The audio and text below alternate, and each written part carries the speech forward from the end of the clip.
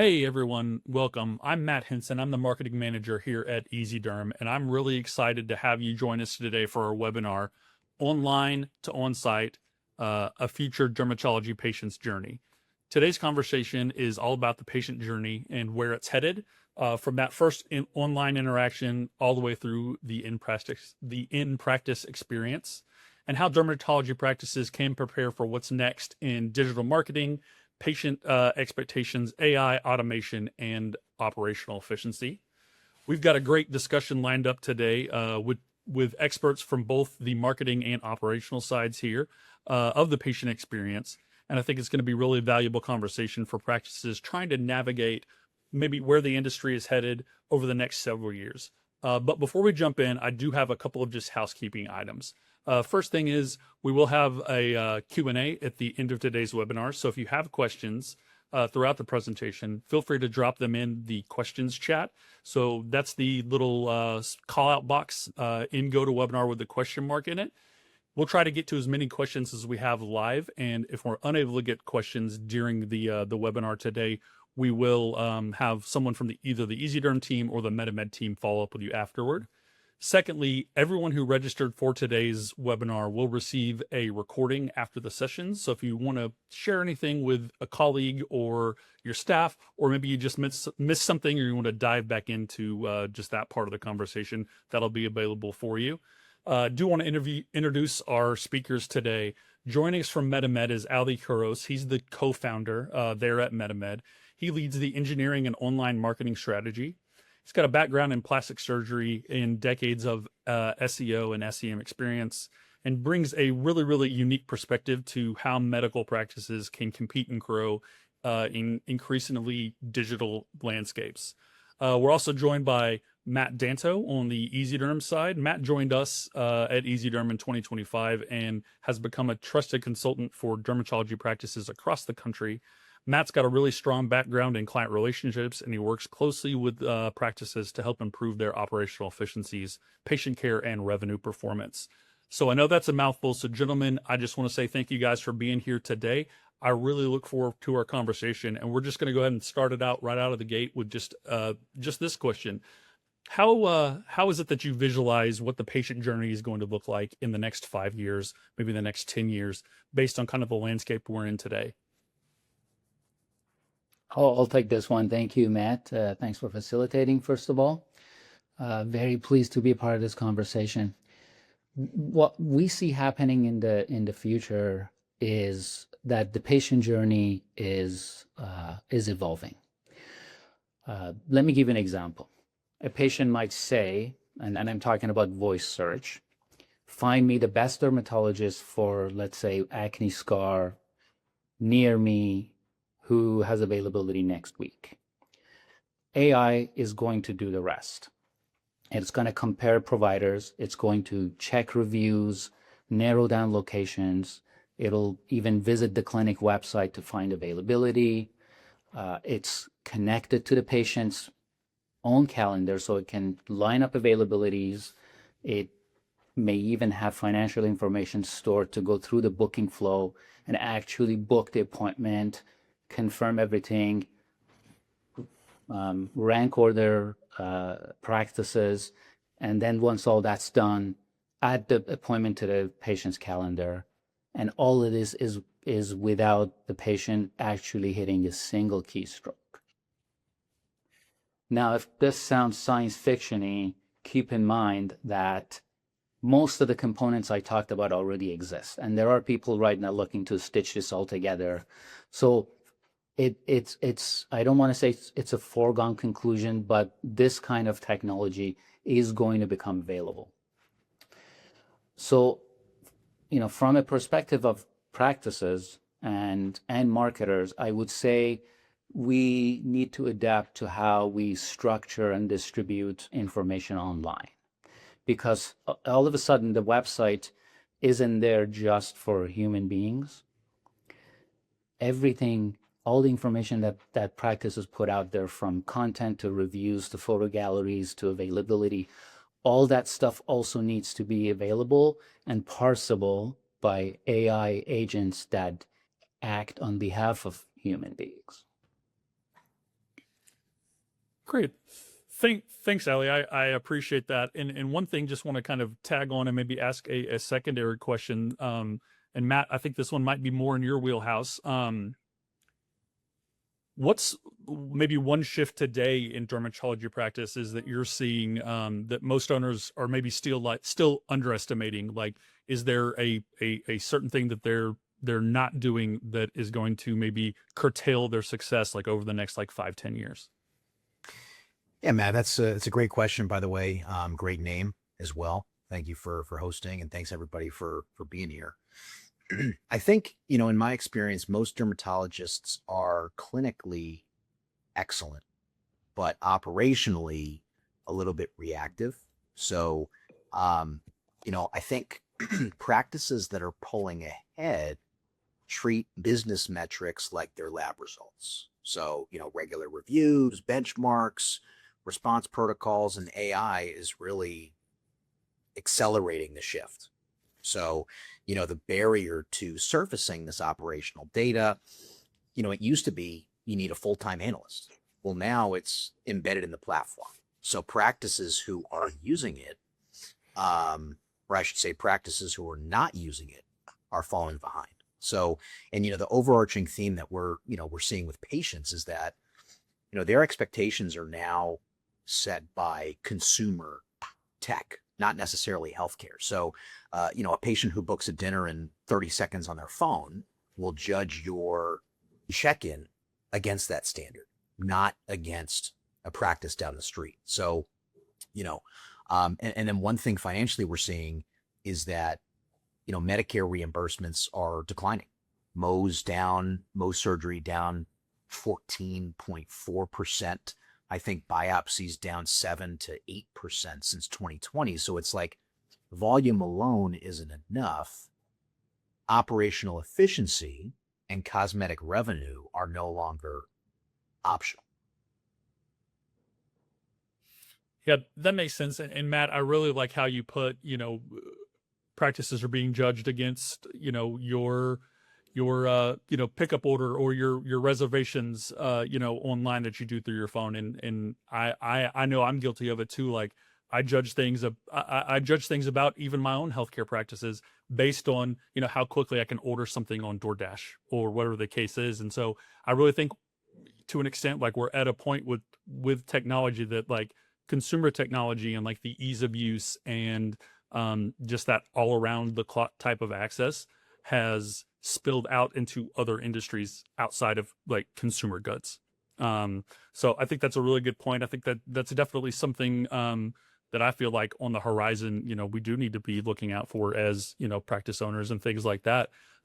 Just because if you don't make it easy for people to get into your office, they're going to go somewhere else.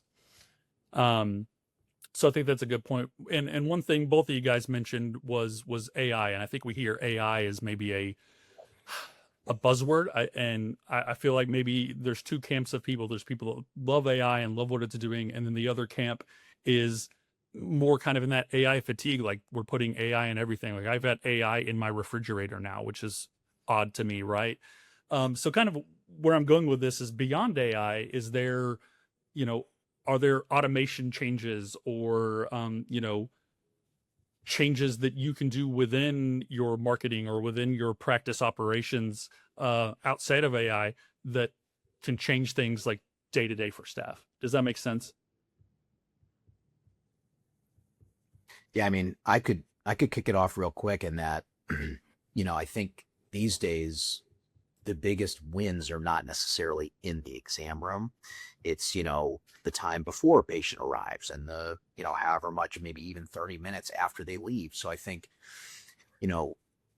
digital intake moves forms, insurance information, consents, to the patient prior to their appointment. So a patient walks in, check in, on the kiosk, confirmed, no, data collection necessary. So, at that point, there's 15 minutes saved per new patient across the board. Reminders, automated, customizable text and email reminders. No-show rates are down 10% if you're using those. Eligibility verification. I mean, it doesn't have to happen the day of any. I mean, systems are automatically running it at whatever cadence the practice prefers. But that way, staff member discovers an issue in a full waiting room. Everybody is not paying for it anymore. So it's just, I think patient billing calls. I think the stat is 17 and a half hours per month for a single in-house biller to field patient billing calls. So now there's automated billing communications. So I think, the biggest ROI is moving tasks earlier. So they're not, the day of, it could be the day before, it could be even earlier than that, or moving tasks off the staff entirely where, otherwise manual tasks are now being handled by the patient where they're at, meeting them where they're at. So just overall reducing friction, freeing people to do what people do best instead of cumbersome manual work across the board. Yeah, absolutely. And Matt, you brought up one point that Ali, I want to ask you about. I think the point you brought up, Matt, was just around like online scheduling or self-scheduling for patients, et cetera. I know that in my life, like if I can't fill out my forms and sign my consents and all that online, like it just seems like it's such a waste for me to have to go in early and take my time and the staff's time to fill out some paperwork, right? So that self-scheduling is really, really key. So Ali, this one's for you. Like, how do you feel that patient self-scheduling is changing the landscape for practices and for digital marketing? It's having, I think, a fundamental impact. And so let me answer this one with an observation that we're seeing over and over again. Every time we add a self-booking capability to a client's website, almost without fail, it becomes the dominant lead capture funnel for the website.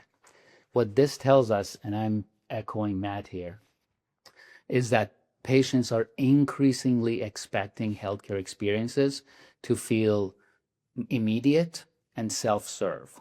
Mhm. They are, as Matt said, they're comparing it to purchasing something online versus going to the doctor's office. So they really need to match, and nobody wants to go to a website, fill out a contact form, then wait 3 days to hear something back just to start the process of lining up their calendar with the doctor's availability. So I'd say that practices and marketers need to rethink how we define conversions, because it's no longer just about collecting inquiries. It's about removing obstacles. I think that convenience is becoming a major competitive advantage in healthcare marketing. So the practices that are going to win the patient acquisition race in the future are the ones that figure out how to collapse the number of clicks, the number of steps, and the time it takes to go from discovery to booking. Or to echo Matthew's expression, to make it as frictionless as possible. Absolutely. Yeah, Yeah, I mean, absolutely. Benchmark is no longer practice down the street. It's Amazon. It's their bank app. It's OpenTable. Book online, fill out forms, get a reminder, pay digitally. I mean, they don't want the phone call. So I think at least not for the first interaction. I mean, you don't want to be playing phone tag. You don't want, to deal with paper. I think that's where the lead dies. And that's where I think today, to Ali's point and Brent, digital experience is the first impression to make. Well, and Matt, I think you just answered kind of the next question I was gonna pose to everyone here. How are these patient expectations changing around digital experiences and communication with the practice, right? Like, and you rattled off a whole list of those, whether it's buying their Amazon order or their open table reservation or things like that. That's a really stark change from what we saw a few years ago, where it was, as we described, it was you fill a contact us form out and the practice contacts you, and then you've got to, oh well, 2 o'clock on Thursday won't work for me, let's do Friday, or kind of what are those lining those schedules. So Matt and Ali, for both of you, like, how are those expectations changing, and like how do these practices keep up to meet that demand? Well, I can tell you this. There's a stat that I always remember. It's a practice that tracked 6 cosmetic patients lost in 1 quarter, each of them worth about $4,000 a year, traced directly back to check-in experience, negative Google reviews. So I think, these days, two-way messaging, automated recalls, broadcast communications, like these things are the floor now, not the ceiling. So, calling patients manually for recalls is burning staff time. And, these things should run on autopilot. So I think, I'm sure Ali would agree with me, practices that close the gap between marketing and intake make the journey from, I saw an ad to I'm checked in as seamless as possible, which then results in better new patient conversion and better retention. I completely agree. I think in these two worlds are increasingly mashing into each other: the convenience, the discovery process, and the intake process. And the better we can couple those two items, I think the more patient acquisition and better retention we're going to see, because it's not just about also only discovery. Patients will leave to go to practice that provides a better experience, even if they like some things about the practice they're with. If every time they have to connect with them, it's a pain for them to do and have to talk to several people, wait on the phone. One of the things we're hearing from some of our practices is a lot of the patients actually prefer not to get on the phone at all. They don't want to talk to other people.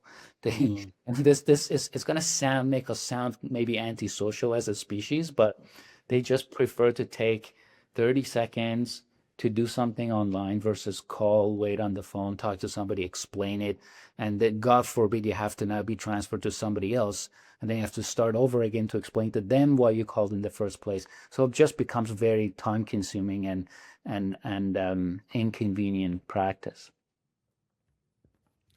Yeah, absolutely. And I think that shift too, from a patient perspective is, make it easy for me, and like I'll be a customer for life, right? And I think that's kind of what we see, and I think it's what we've kind of been spoiled to with, being able to, purchase things, from Amazon and have them at your porch.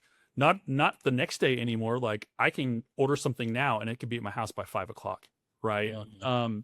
So really just that convenience of making that transaction, but also just the convenience of not having to go look for it or find it or, travel around. And I think it's the same thing for our practices too. Like patients just want to be able to schedule that, show up, talk to them, to talk to a provider and get whatever problem they need to get addressed. And so, it is really, really interesting to me, not the full like antisocial behavior, right? But more of the, let me kind of, as a patient, let me do my part to make it easy for all of us, right? So I think that's to me one of kind of the biggest things is like, if you can make it easy for a patient to come in the door of your office, the rest of it is kind of on your workflow, right? It's on your EHR or it's on your PM. So Matt, kind of that question there, like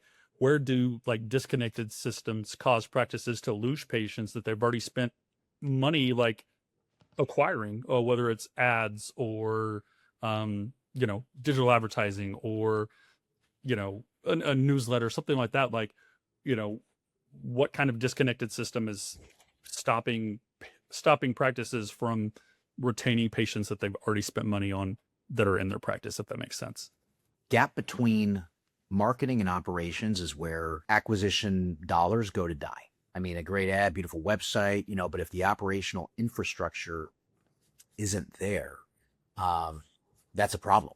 So, there's other, disconnected tools. We like to kind of call it, at least I like to call it a Frankenstack, because, sometimes if you got a disconnected EHR and billing platform, then there's a lot of manual reentry, which leads to errors, which leads to denials, which, speaks to the average industry denial rate of 14%.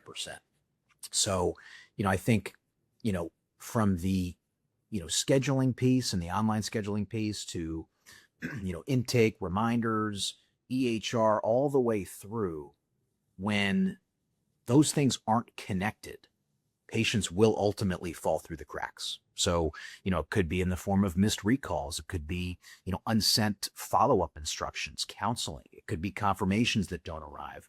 But each one of those is a reason for that patient to go somewhere else the next time. So, and then when systems don't talk to each other, the staff become the integration layer. So having to bridge all these gaps manually, which burns time, it creates errors like we talked about, which leads to burnout. And so, and hiring is expensive, and then you got to train. So, ultimately, I do believe that your marketing investment has a ceiling set by your operations. So if the back end experience can't support the front end, then you're not getting the full return on your acquisition spend.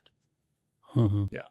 Well, and Matt too, I really like that you touched on, the human integration part, right? Of the Frankenstack, right? Like, it is awesome that we have access to so many systems that can do so many things for us, whether it's, patient texting, reminders, online scheduling, et cetera, right? Like, it's awesome that we have those tools. But if your front office staff has to be the integration, taking information from one tool to another, that definitely leads to higher burnout rates for sure. So I think it is interesting, because I feel like practices kind of get used to being that human integration, right? And so they don't recognize that that's a problem, because we've been doing it for so long, if that makes sense too. And that does lead to that burnout, which could lead to, a turnover in staff, which then, directly affects how you can service your patients, and especially your new patients that are coming in, right? And providing that high level of care that they're used to. Mm-hmm. So you guys have been discussing the patient journey after acquisition, after conversion. But there was a piece that I wanted to kind of get Allie's thoughts on, and that was, really with the direction of the various channels where patients can come in, what our practice is doing to successfully receive more inquiries from new patients. How are we getting the initial numbers up higher in the future? Allie, what do you think about that? So, and there is a really interesting shift happening right now where marketing plans are evolving beyond traditional search engine optimization tactics. We're now deploying entirely new strategies around structured language or schema markup, and even rethinking old strategies or existing strategies through the lens of new discovery channels. And and there are actually even additional signals that are growing in importance. Things like making booking data available online and available to AI-assisted systems. We are now, to my surprise, even seeing practices being more open to publish pricing on their websites, which for a very, very long time was a big no-no. And the reason we're seeing that is, I think, some of our practices are recognizing that these new discovery systems, these new AI-assisted systems love data points. They want to be able to cite information with confidence, and they have the most confidence about numbers. So those are some of the ways in which we are increasing the top of the funnel for our practices. And you mentioned schema markup, Allie. Correct me if I'm wrong, or go into a little more detail. It's information about information on individual pages of content. Is that correct? That's a good way of saying it. Yes, we are essentially defining pieces of content in a way that is understandable by modern search engines and AI systems. And the reason this is part of the conversation is because this is one of the most fundamental ways in which we can make content understandable by AI.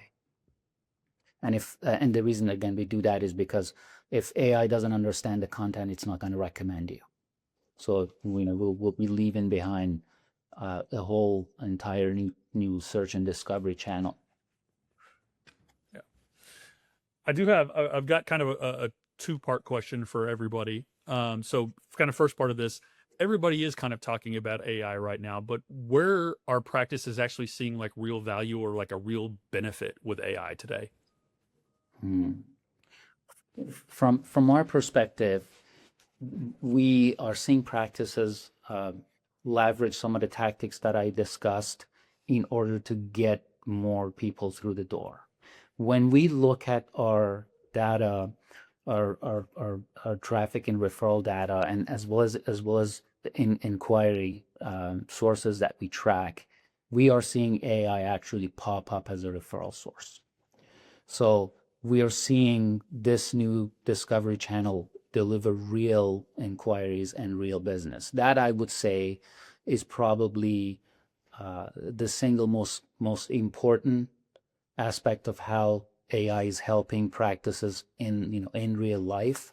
But beyond that, there are a number of places where we also have deployed AI in order to make the life of our practices a little bit easier.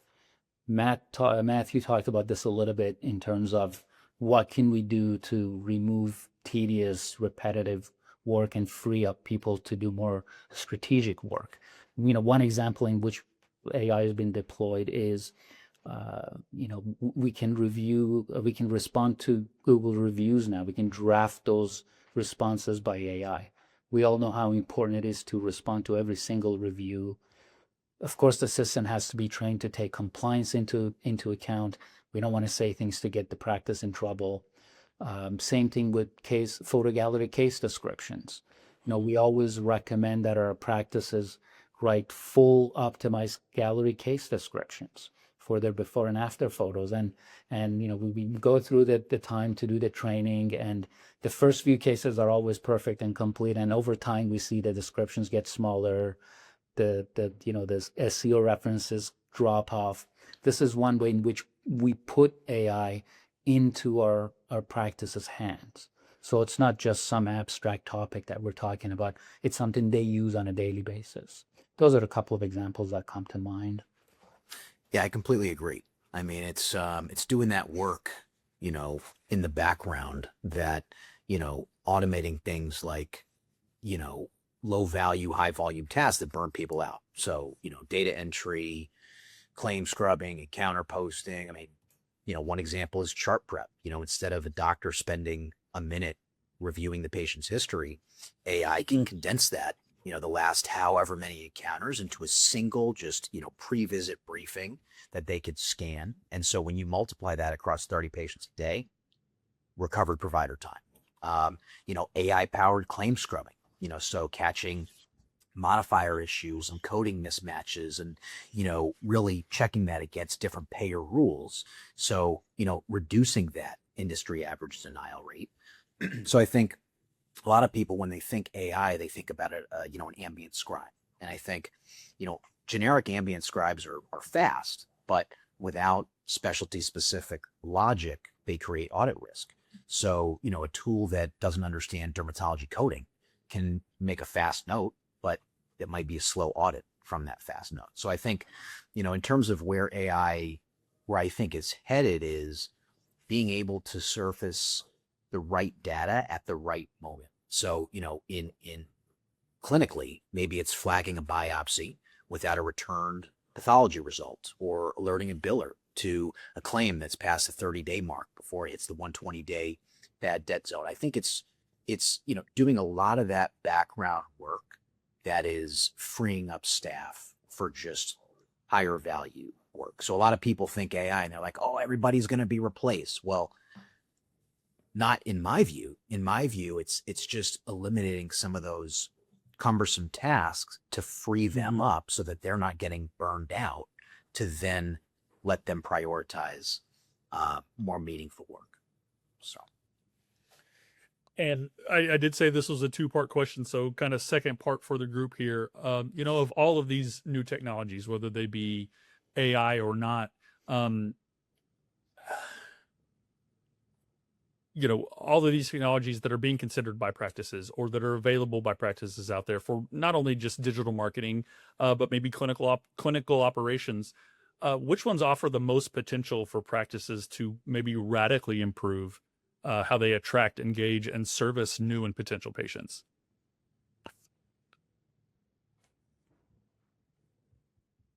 One tool that we've mentioned, I'll just jump in on this quick, that we've talked about before, that we've seen appreciably increase bookings for our practices, is the ability to self-book for patients right on the website.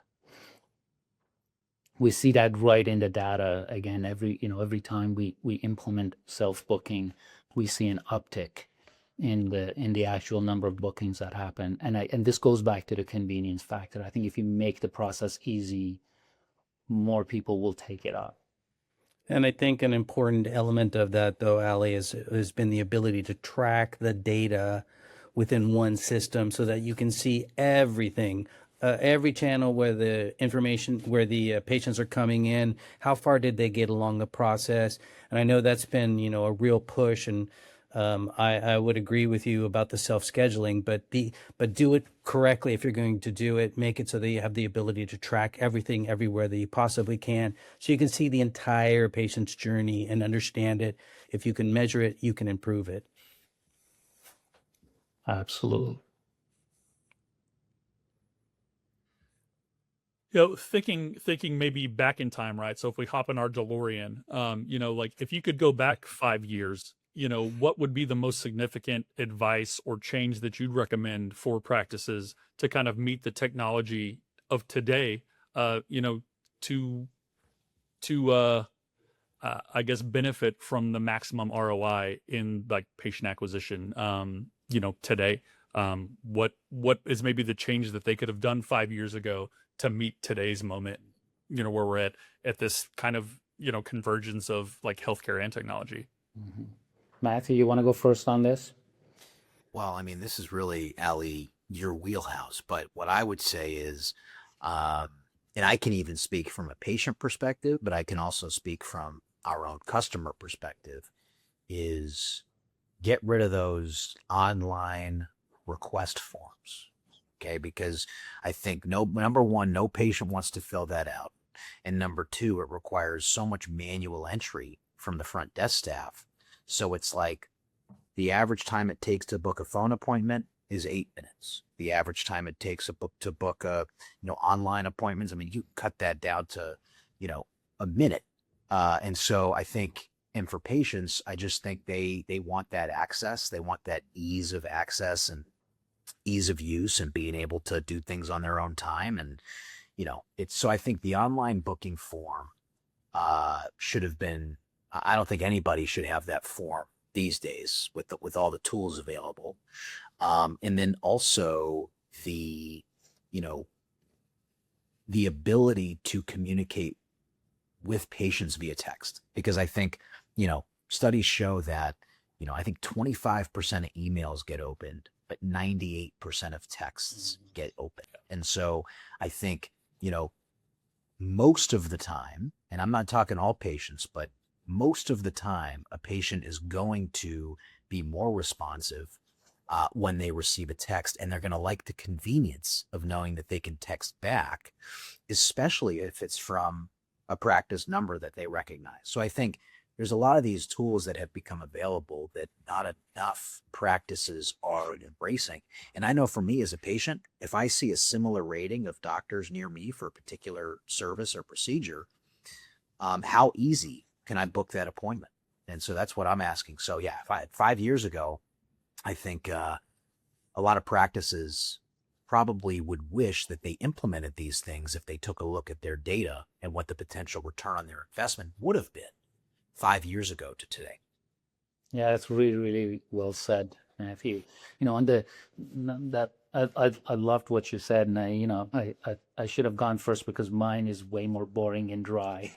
But one of the things that we, wished everybody adopted 5 years ago was get in front of this whole idea of marking up the content on your website.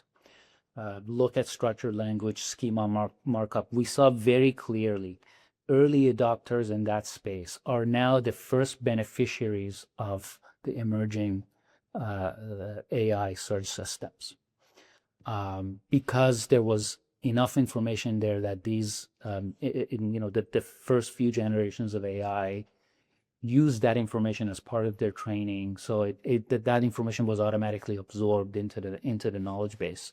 So that would be one thing that I wished more practices had taken advantage of 5 years ago. But at the time, I also understand it was a very new thing. There was not a lot of information behind it. And anytime you get into those kinds of cutting edge tactics, you always do have the ROI question to answer. And without a lot of data, it's really just a recommendation. And Ali, when you talk about getting in front of that 5 years ago, you weren't just referring to AI search agents. You're looking at your screen online. You were also alluding to AI voice search agents that are, proliferating out throughout our communities.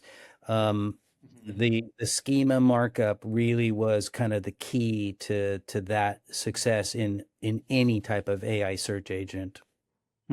Correct. Totally agree.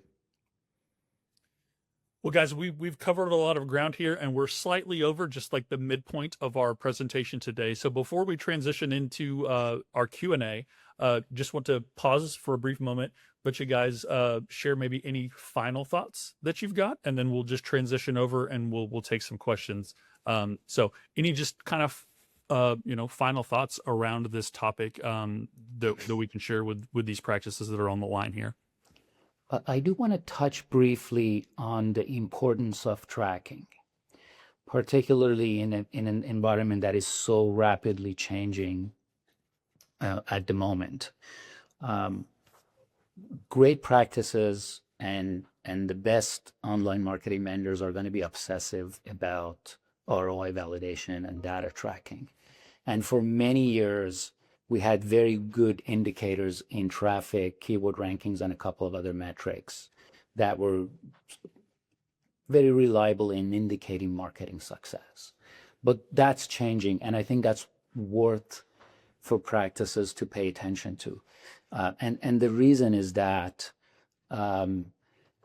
we started to notice that there was a gap between traditional search, traditional marketing tracking metrics such as traffic and actual business growth.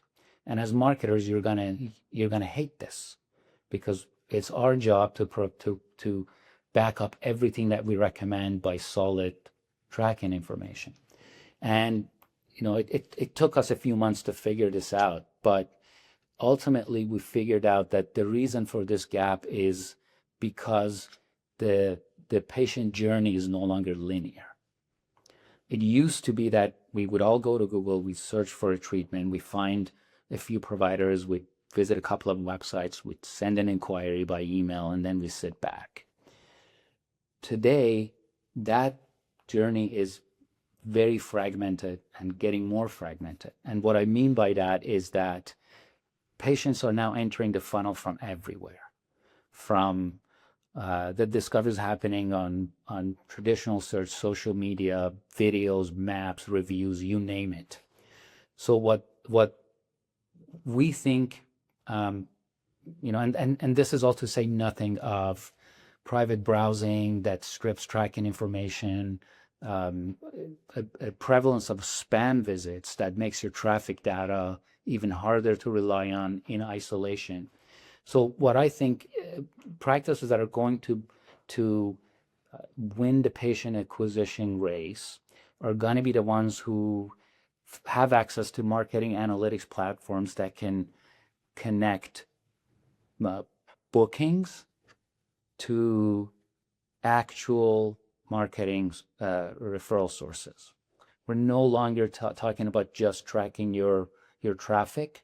We're talking actual human bookings connected to an actual marketing campaign, because that takes the guesswork out of the picture. So that's something also very exciting that we see happening with more and more practices adopting online or self-booking on their websites.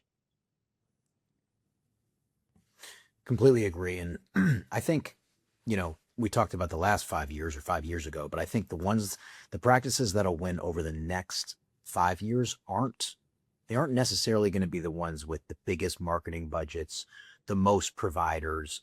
It's going to be the ones who can close the gap between the experience they're promising their patients on the front end and the operations supporting it on the back end. So it's, AI, automation, it's not magic, but when they're built specifically for, dermatology and woven into how your team actually works, that's when it stops being like a tech conversation and it just starts becoming more about growth. And so, I think the good news is most of the inefficiencies are not complicated.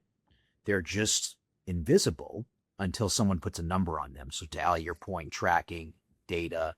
So I would say, if you take one key theme from today, it's pull the numbers. Know your, denial rates, your no-show rates, your conversion rates, your documentation time, your, scheduling. I think there's a lot of things that you can track these days, but ultimately you can't close a gap that you haven't measured yet. Yeah. Well, guys, thanks again for taking the time to be here today and to share your perspectives. I think that we've covered a lot, but hopefully this gave everybody here on the line today a better picture of where both digital marketing and practice operations are heading, maybe over the next 5 to 10 years, and how those two things really work together to move your practice forward. So guys, again, I appreciate it. I always have a great time just on these discussions with you guys. And with that, I just want to jump over and answer some audience questions. So we'll take the time to do that now.